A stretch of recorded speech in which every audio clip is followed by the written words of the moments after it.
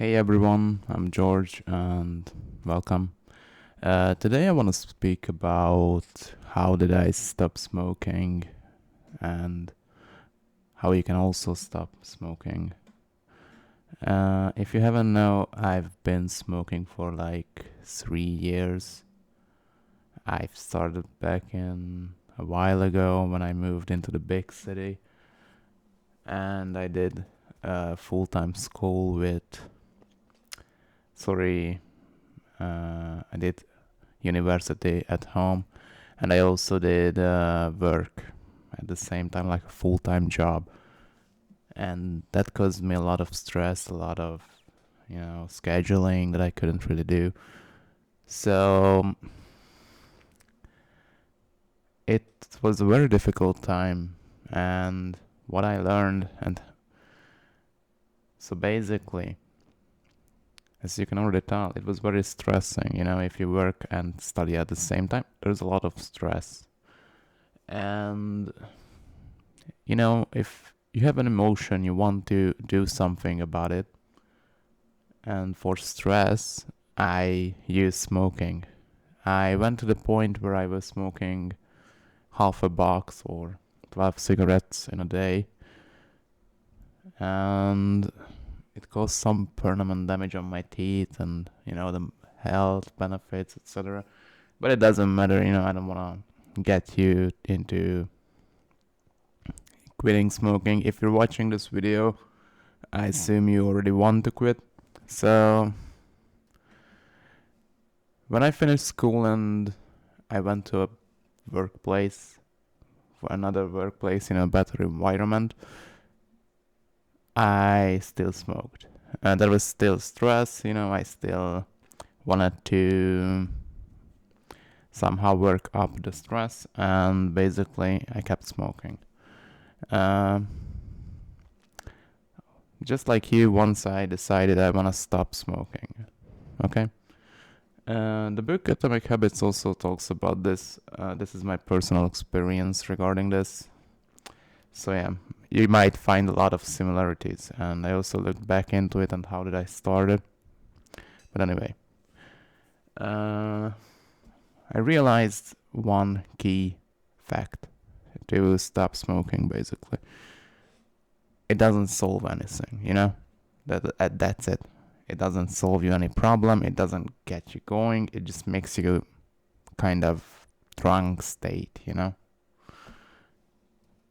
So, yeah, okay, good. And I really had to, write it in my head that this is not a solution. It's just a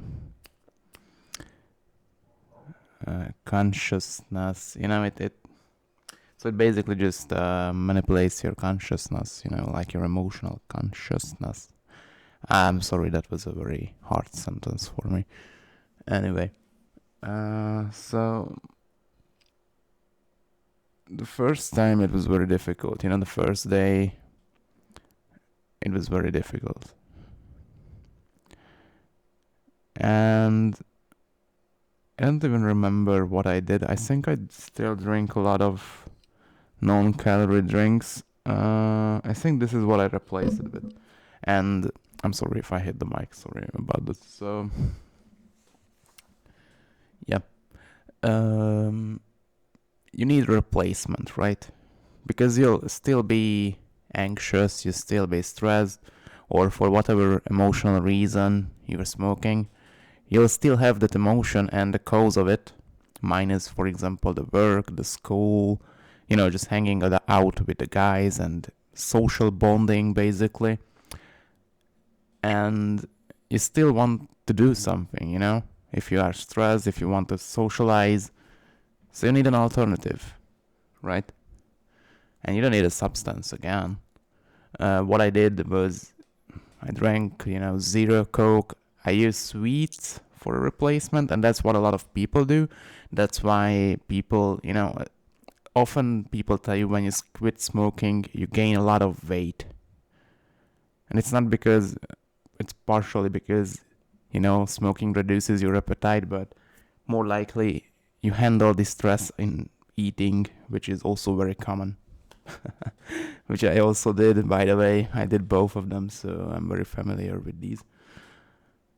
And it's a simple process, really. So if you find a good replacement for smoking that solves your anxiousness, for example, and what I did was whenever I was anxious, I looked into myself, okay, how can I solve this problem? And oftentimes it's not even that serious for me, anybody else. They just kind of overreact. And that's why it's an easy solution to smoke. But then I started solving problems, I started doing better at work, for example, and I was feeling less stressed. I stopped ignoring my problems as much as I did before. So,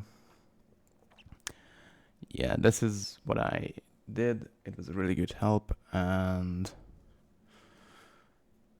yeah, just a moment. Sorry, guys. So, yeah, sorry, I'm back. Basically, you have to find the emotional reason behind why you're smoking and how you want to quit it. And you have to find a good solution to satisfy that emotion or get rid of the cause of that emotion, And that's it, really, in the theoretical way. In practice, you can do something else when you're stressed, Some people chew gum, that's a very common one, and some eat. You can also get rid of that one, but still, you have to satisfy or acknowledge that emotion, that it exists for a reason. And that's my recommendation. I want to keep it short today, guys. Have a great day and see you on the next one. Bye bye.